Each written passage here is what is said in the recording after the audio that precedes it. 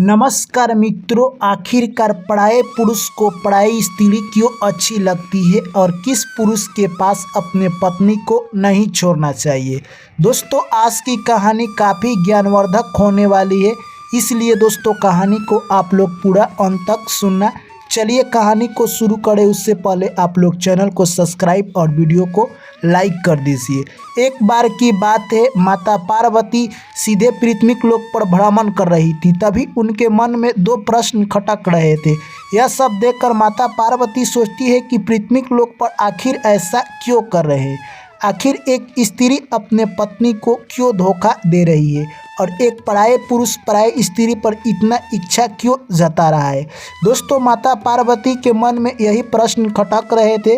वो सीधे भोले शंकर भगवान के पास जाती है और कहती है कि हे स्वामी, मेरे मन में दो प्रश्न चल रहे हैं, आखिर ऐसा पृथ्वी लोक पर क्यों हो रहा है। तभी भोले शंकर भगवान कहते हैं कि तुम्हारा जो भी प्रश्न है तुम निश्चिंता होकर पूछो। तभी माता पार्वती कहती है कि मेरा पहला प्रश्न है कि पराये पुरुष को पराई स्त्री क्यों अच्छी लगती है और किस पुरुष के पास अपने स्त्री को नहीं छोड़ना चाहिए। यानी मेरे ये दो प्रश्न हैं। तभी भोले शंकर भगवान कहते हैं कि तुम्हारे दोनों प्रश्न काफ़ी अच्छे हैं। जो भी इंसान इन दोनों प्रश्नों का उत्तर सुन लेता है उसकी ज़िंदगी में ऐसी समस्या नहीं आती है। तभी माता पार्वती कहती है कि आप इन प्रश्नों का उत्तर बताने का प्रयास कीजिए। तभी दोस्तों उसके बाद शंकर भगवान कहते हैं कि तुम देखो, इस कहानी को पूरा सुनना, क्योंकि मैं एक छोटे से कहानी के माध्यम से इन दोनों प्रश्नों का उत्तर देने का प्रयास करूंगा। उसके बाद भोले शंकर भगवान कहते हैं कि एक राज्य में एक व्यापारी रहा करता था जो कि अपने व्यापार को चलाने के लिए काफ़ी फेमस था। समय ने एक बार करवट लिया और उसका व्यापार घाटे में जाने लगा। दिन पर दिन ऐसी स्थिति आ गई कि अब वो खाने के लिए भी कंगाल हो चुका था। अब सोचता है कि मेरे जितने भी जाने पहचाने लोग हैं वो तो मुझे पैसा नहीं दे रहे हैं, मुझे दूसरे राज्य में जाकर कोई बिजनेस करना पड़ेगा। वो अपने पत्नी के साथ दूसरे राज्य की तरफ चल देता है। जो भी उसके आसपास पैसा बचे हुए थे वो सब लेकर जा रहा था। तभी जंगल से उसे गुजरना था। जंगल में कुछ डाकू मिलते हैं और उसके सारे पैसे छीन लेते हैं। इस तरह से अब वो व्यापारी कंगाल हो जाता है और अनजान शहर में उसे कोई जानता और पहचानता भी नहीं था। इस तरह से दोस्तों कहा जाता है कि अनजान शहर में आपकी पैसा ही आपकी सबसे बड़ी जान पहचान बन सकती है, परंतु उसके पास ऐसा कुछ नहीं था। तभी वो देखता है कि एक महात्मा सभी लोग के प्रश्नों का उत्तर दे रहे थे। तभी उस महात्मा के पास वो व्यापारी जाता है और अपनी सारी समस्या सुनाता है। तभी महात्मा कहते हैं कि ठीक है, अगर तुम्हें कुछ उधार पैसा चाहिए तो मिल जाएगा। एक मेरा दोस्त है जो कि सेठ है, आपको दे देगा। वहाँ से कहे तो व्यापारी उस सेठ के पास जाता है और अपनी सारी कहानी और दास्तां सुना देता है। उसके बाद सेठ कहता है कि मैं उसी शर्त पर दूंगा जब तुम मुझे कुछ गिरवी रखने के लिए दोगे। दोस्तों उसके बाद यानी व्यापारी कहता है कि मैं आपका कर्ज सूद सहित लौटा दूंगा, कुछ ही महीने की बात है। तभी वो सेठ कहता है कि मैं ऐसे किसी अनजान व्यक्ति को पैसा नहीं देता हूँ। व्यापारी के मन में ख्याल आता है क्यों ना अपने पत्नी को गिरवी रख दिया जाए और व्यापारी उस सेठ के पास अपने पत्नी को गिरवी रख देता है और पैसा लेकर वहाँ से चल देता है। उस पैसे के गांव में जाकर चावल खरीदता है किसानों से और शहर में ले जाकर बेचता है। यही कार्यक्रम उसका डेली का था। ऐसे ही समय गुजरते गए और कुछ ही महीनों में कहे तो व्यापारी ने काफ़ी अच्छा खासा इनकम कमा लिया और पैसा लेकर सेठ के पास पहुंच जाता है। सेठ से जाकर बोलता है कि अब आप मेरी पत्नी वापस दे दीजिए और अपना पैसा सूद सहित ले लीजिए। तभी वो सेठ कहता है कि तुम्हारी पत्नी आज से 6 माह पहले उसको बीमार हो गया था और इस धरती को छोड़कर वो स्वर्ग सिधार गई है। यह बात सुनते ही व्यापारी के मन में बहुत बड़ा झटका लगा और व्यापारी कहता है कि ऐसा नहीं होना चाहिए। तभी व्यापारी रोते हुए कहता है कि कोई बात नहीं है, अगर मेरी पत्नी मेरे साथ रहती तभी वही होता और तुम्हारे साथ ही तभी वही होता। अभी वो व्यापारी कहता है कि आप अपना पैसा वापस रख लीजिए, जिससे कि मुझे लगेगा कि जिसका मैंने अमानत लिया था उसे वापस कर दिया। तभी सेठ कहता है कि मैं आपकी पत्नी को लौटा नहीं सकता हूँ, इसलिए मैं ये पैसा नहीं लूँगा। तभी व्यापारी कहता है कि चलिए कोई बात नहीं है, और वहाँ से व्यापारी उदास होकर अपने घर को चल देता है। जैसे ही व्यापारी आगे जाता है, उस महात्मा से मुलाकात होती है और महात्मा से अपना सारा कहानी सुना देता है। तभी महात्मा कहते हैं कि वो सेठ तुम्हारे साथ गलत किया है, तुम्हारी पत्नी जिंदा है, तुम राजा के पास जाओ, क्योंकि इस राज्य का राजा काफ़ी चतुर है, तुम्हारे हक में फैसला सुनाएगा। इस तरह से वो व्यापारी राजा के पास जाता है और अपना सारा कहानी सुना देता है।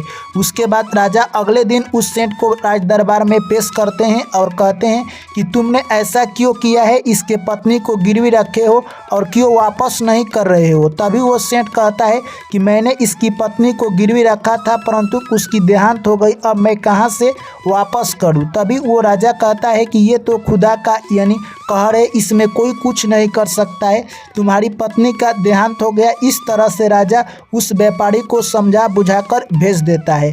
फिर वो सीधे जाता है उस महात्मा के पास। जैसे ही महात्मा देखते हैं कि वो व्यक्ति काफ़ी उदास है, महात्मा कहते हैं कि क्या हुआ, तुम्हारे साथ अन्याय नहीं हुआ। तभी वो व्यक्ति कहता है कि नहीं, राजा मुझे समझा बुझाकर भेज दिए हैं। तभी महात्मा कहते हैं कि जाओ तुम राजा के पास और कहना कि तुम एक दिन के लिए मुझे राजा बना दो, उसके बाद देखो मैं न्याय कैसे करता हूँ। दोस्तों वहाँ से कहे तो व्यापारी राजा के पास जाता है और यही शर्त रखता है। तभी राजा कहते हैं कि ठीक है, अगर तुम्हारे एक दिन राजा बनने से तुम्हें न्याय मिल सकता है तो मैं तुम्हें मंजूरी देता हूं कि तुम एक दिन अपने साधु बाबा को राजा बना दो। इस तरह से अगले दिन साधु बाबा राजा के पद पर बैठ जाते हैं और कहते हैं कि जो भी व्यक्ति है उन्हें बुलाया जाए। तभी वो सेठ कहता है कि मेरे पास 2 गवाह है, एक गवाह ऐसा है जिसके पास से मैं दावा लाता हूँ। उसको बुलाया गया और महात्मा कहते हैं कि बताओ तुम किसकी दावा कर रहे थे। तभी वो डॉक्टर कहता है कि मेरे पास राजा आते थे दावा ले जाने के लिए और मैं दावा देता था। उसके बाद महात्मा कहते हैं कि क्या तुम्हारे पास कभी रोगी गया था। वो डॉक्टर बोलता है कि नहीं, मैं ऐसे ही दावा दे रहा था। तभी महात्मा कहते हैं कि बिना देखे तुम किसी को दावा दे रहे हो, इसके इल्ज़ाम में तुम्हें 6 साल की सज़ा हो सकती है। यह बात सुनकर दोस्तों वो डॉक्टर डर जाता है। उसके बाद फिर महात्मा कहते हैं कि इस तरह से तुम किसी को जहर भी दे सकते हो। दोस्तों उसके बाद वो डॉक्टर कहता है कि नहीं, मैं ऐसा क्यों करूँगा। तभी महात्मा कहते हैं कि सच्चाई बता दो वरना तुम्हें कारावास में डाल दिया जाएगा। इस तरह से डॉक्टर डर जाता है और कहता है कि मैंने सब ये नाटक किया है, यानी सेठ के कहने पर सेठ ने मुझे कुछ पैसा दिया है झूठ बोलने के लिए, यही सब मैंने किया। उसके बाद फिर राजा कहते हैं कि जाओ बुला लाओ तुम्हारा दूसरा गवाह कौन है। तभी वो सेठ कहता है कि ये लोग अंतिम संस्कार किए हैं उस लाश का, इसलिए ये लोग सारा आपको सच सच बताएंगे।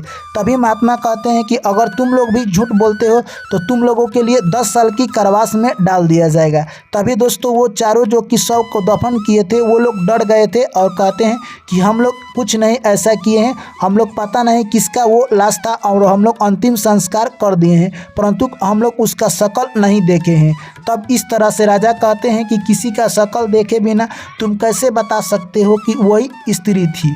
इस तरह से दोस्तों वो चारों डर गए थे और अपने आप को यानी कहे तो राजा के हवाले कर देते हैं और कहते हैं कि हम लोग यानी सेठ से पैसा लिए थे झूठ बोलने के लिए। इस तरह से दोस्तों महात्मा कहते हैं कि जाओ तुम इसके पत्नी को लेकर आओ, और तुमने इसके पत्नी को घर में छुपा कर रखा है, इसके लिए तुम्हें मैं कारावास में डालता हूँ। इस तरह से दोस्तों सेठ डर जाता है और उसकी पत्नी को लाकर दे देता है। तभी दोस्तों वहाँ से यानी कहे तो व्यापारी अपने पत्नी को लेकर महात्मा से आशीर्वाद लेता है और घर चल देता है। तो दोस्तों इस तरह से यानी उसके बाद भोले शंकर भगवान माता पार्वती से कहते हैं कि तुमने देखा है यानी किस तरह से यानी वो सेठ एक व्यापारी के साथ छल कर रहा था। यानी तुम्हारा पहला प्रश्न था कि पराये पुरुष को पराई स्त्री क्यों अच्छी लगती है। यानी जिस तरह से वो सेठ को यानी उस व्यापारी की पत्नी अच्छी क्यों लग रही थी, क्योंकि उसका नियत खराब था, क्योंकि उसे शादी विवाह जो भी होते हैं उसके बंधन का अस्तित्व मालूम नहीं था, इसलिए वो पराई स्त्री पर यानी कहे तो बुरी नज़र डाल रहा था। हमारे समाज में शादी 7 जन्मों का एक बंधन होता है, उसे ये पता होते हुए भी वो कहे तो कर्मनिष्ठ और अपने अदा को नहीं निभा रहा था, इसलिए वो गलत कर्म कर रहा था, इसलिए उसे पढ़ाई स्त्री अच्छी लग रही थी। और तुम्हारा दूसरा प्रश्न है कि आखिर किस पुरुष के पास अपनी स्त्री को नहीं छोड़ना चाहिए। तो जो पुरुष यानी कहे तो हमेशा यानी काम वासना में मस्त रहते हैं, जो कि युवा हैं, उनके पास कभी भी अपने पत्नी को नहीं छोड़ना चाहिए, क्योंकि इन लोगों पर कभी भी भरोसा नहीं होता है। तो इन दो लोगों से बचकर रहना चाहिए। तो दोस्तों, मैं आशा करता हूं कि ये कहानी आप लोगों को पसंद आई होगी। तो वीडियो को लाइक और चैनल को जरूर सब्सक्राइब कीजिएगा। आप सभी से पुनः मुलाकात होगी एक नई कहानी में। तब तक आप लोग मुझे दीजिए इजाज़त। जय श्री कृष्ण, राधे राधे, ओम नमः शिवाय।